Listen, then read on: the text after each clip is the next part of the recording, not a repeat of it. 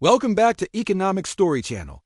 You've likely gained some insight into why great minds like Albert Einstein chose to join the United States and how America, once a contributor to Europe's destruction, rose to lead its reconstruction.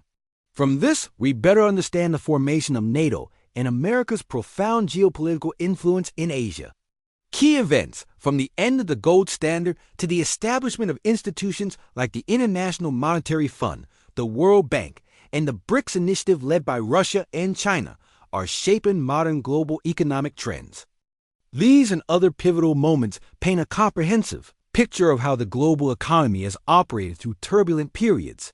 Alongside this, we can see why the Cold War, a conflict spanning over 4 decades between two superpowers, was not just ideological, but also about global economic and military dominance.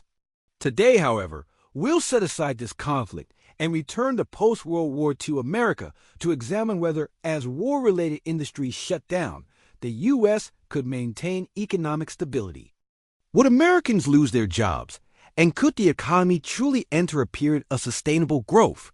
After World War II, industries producing weapons, military supplies, and war-related goods gradually ceased operations. This posed a risk of unemployment for millions of returning soldiers and wartime industry workers. Many feared a repeat of the post-World War I recession, with plummeting consumer demand, soaring unemployment, and social unrest. Yet, reality unfolded quite differently. During the war, American workers earned high wages thanks to government support policies. Meanwhile, consumer goods were severely restricted as industries focused on producing weapons and war essentials. As a result, people had little opportunity to spend and were forced to save. By the war's end, Americans had amassed a staggering $230 billion in savings, remarkable figure compared to the 1939 federal budget of just $10 billion. When the war ended, civilian production quickly resumed. Americans began using their wartime savings to buy homes, cars, appliances, and other consumer goods.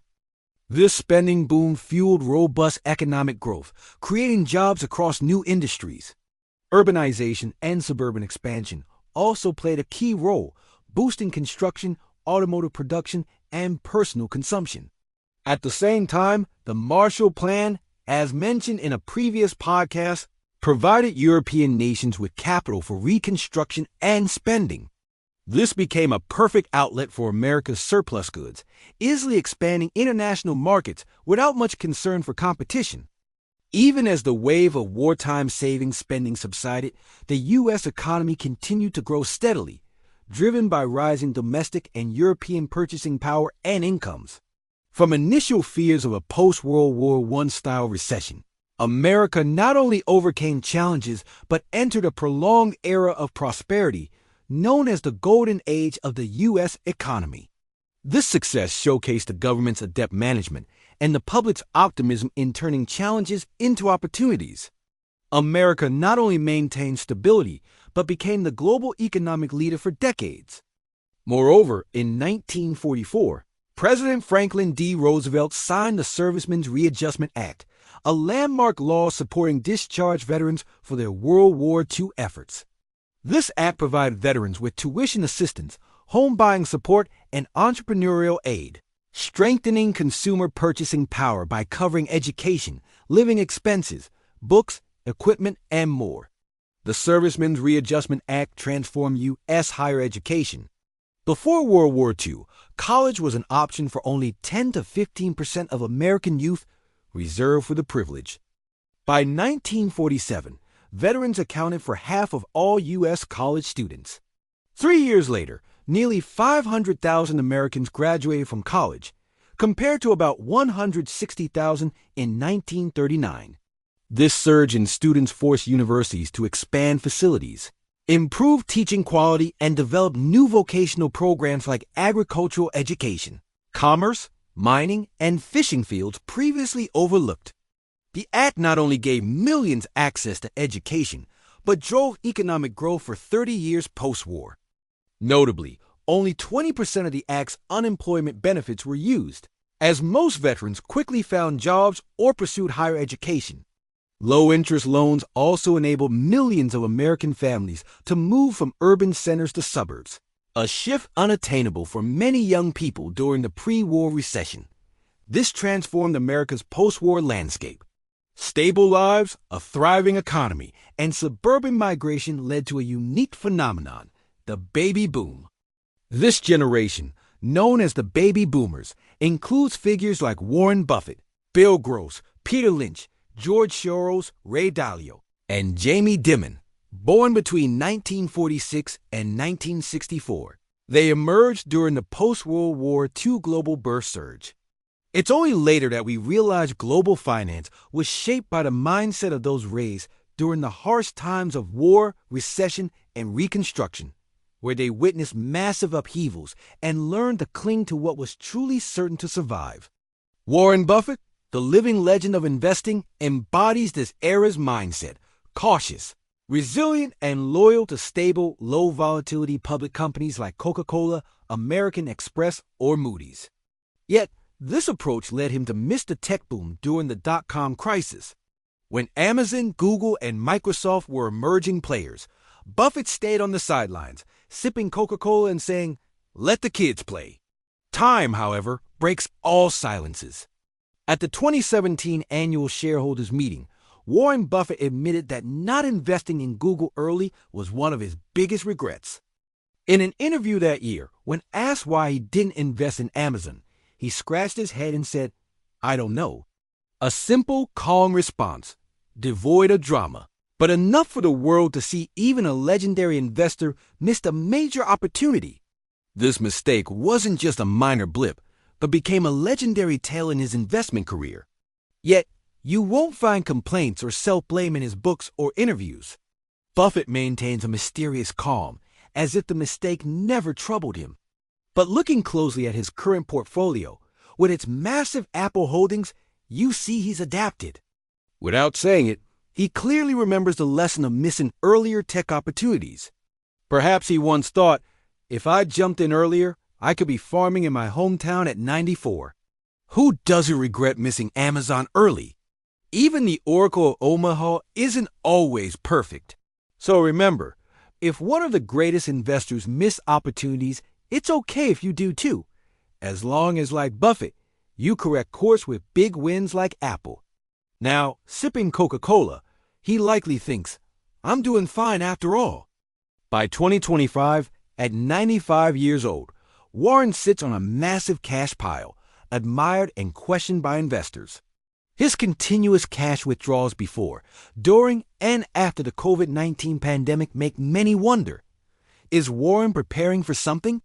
His instincts and experience from market shocks suggest something big is looming. A new financial storm may be just around the corner. So, what's the next trend? This might not be the time for excitement, riding waves, or going all in on any ship. If Warren Buffett is holding cash, we should be cautious and save as much as possible outside the market. The financial market may be entering a phase like 2008 or even 1929. Whether you're into tech, crypto, or any trend, brace for major volatility, because the 95-year-old is ready. Are you? Oh, did you know Warren Buffett still drinks Coca-Cola daily? In a 2015 Fortune interview, he revealed consuming 5 cans a day, accounting for about 25% of his daily calories. But here's the kicker. 50 years ago, Buffett was a Pepsi fan, not Coca-Cola. Behind this switch lies a fascinating story of his calculated investment journey with Coca-Cola, which we'll save for another time. For now, grab your favorite drink, because the financial market is about to enter a thrilling match.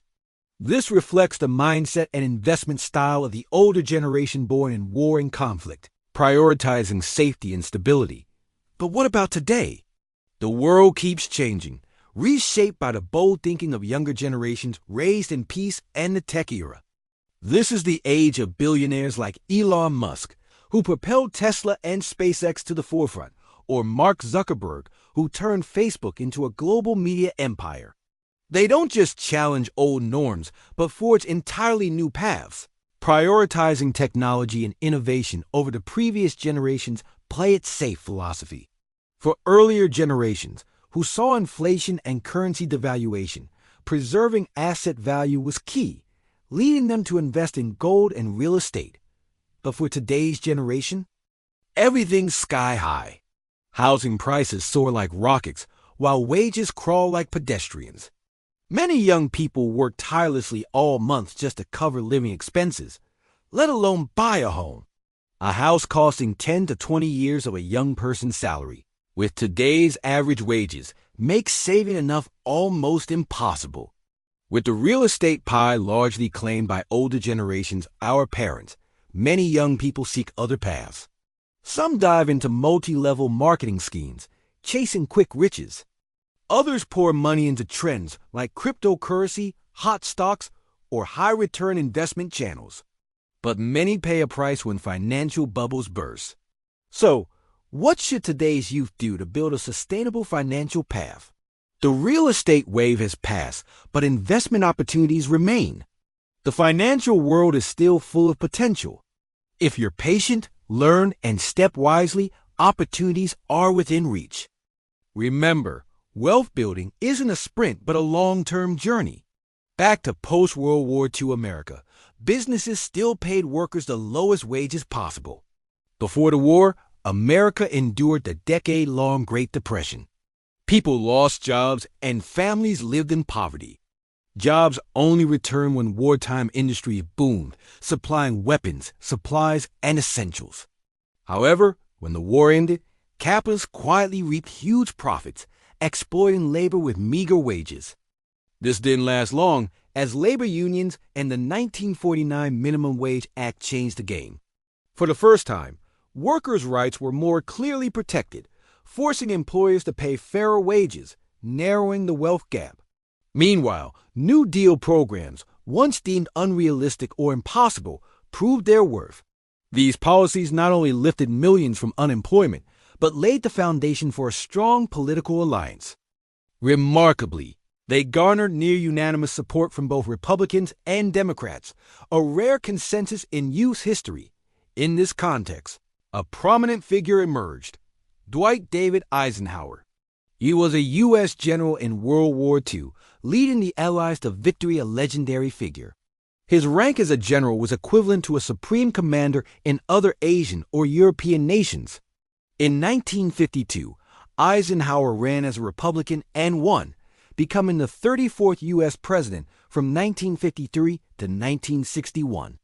During his tenure, he left a lasting mark by continuing and refining New Deal programs, particularly Social Security. But he didn't stop there.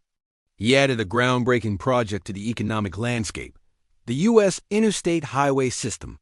This massive public works project was deemed essential for national security during the Cold War. Fears loomed that major U.S. cities could be nuclear war targets. The highway system was designed to enable rapid civilian evacuation and flexible military mobilization in emergencies. The idea for an advanced highway network wasn't spontaneous. It stemmed from Eisenhower's World War I experiences in the U.S. Army's transcontinental motor convoy. His observation of Germany's superior road system during World War II convinced him that a modern highway was vital for both military and economic development. As a result, the highway construction created millions of jobs, from engineers and construction workers to material suppliers. It wasn't just infrastructure, but a major driver of U.S. economic growth.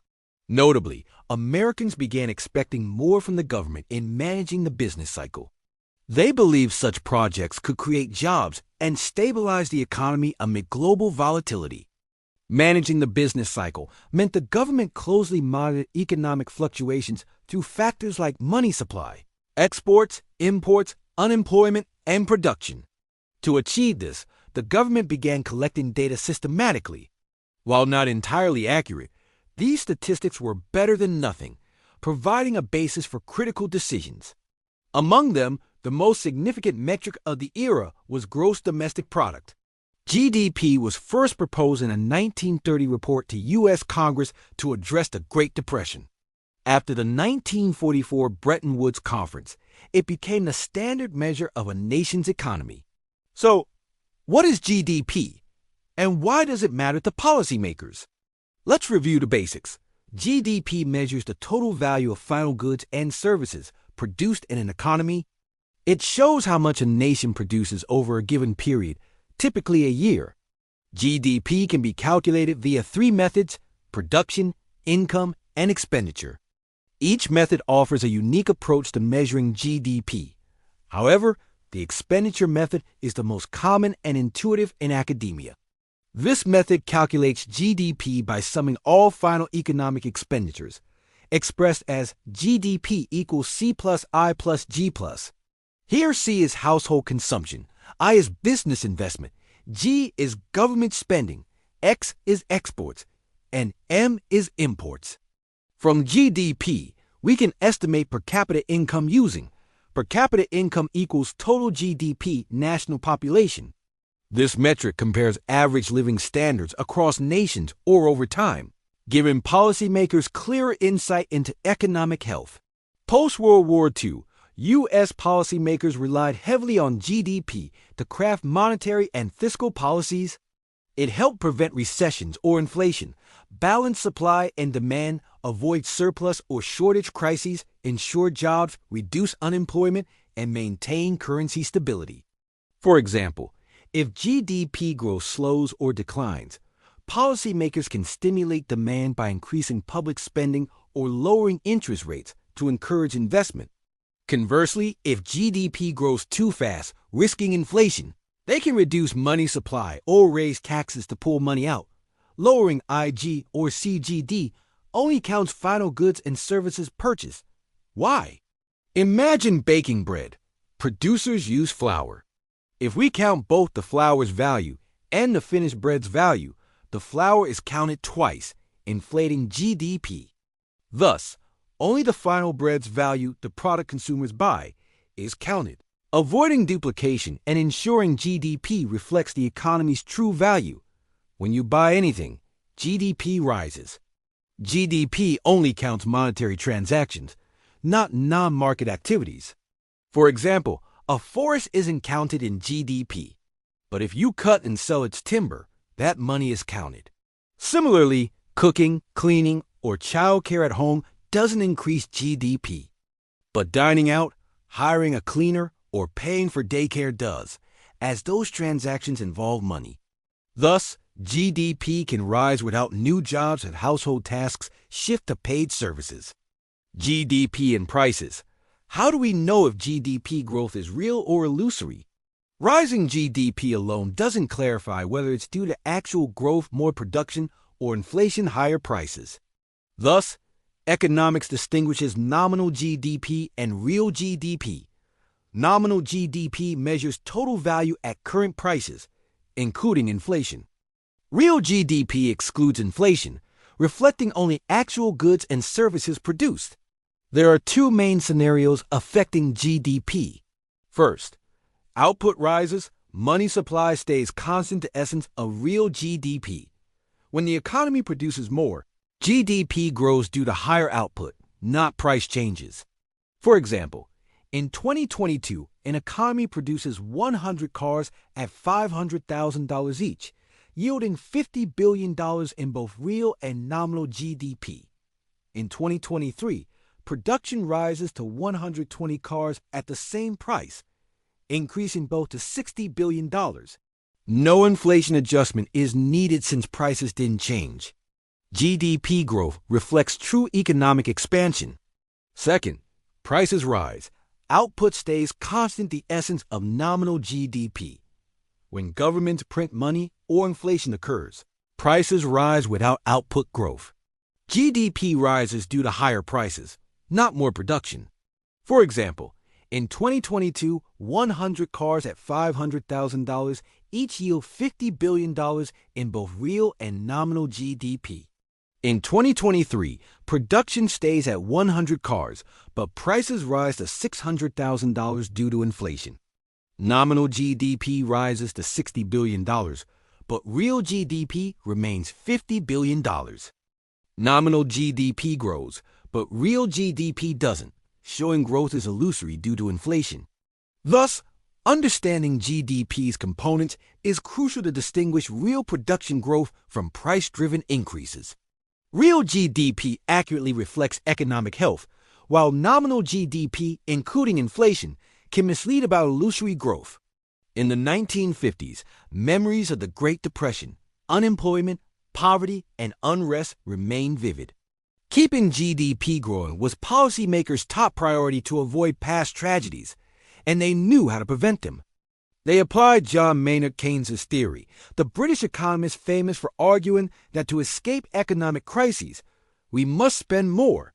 More spending, stronger economy sounds simple, right? But a tough question arose in the 1950s that policymakers couldn't immediately answer. If we keep spending, will the economy prosper forever?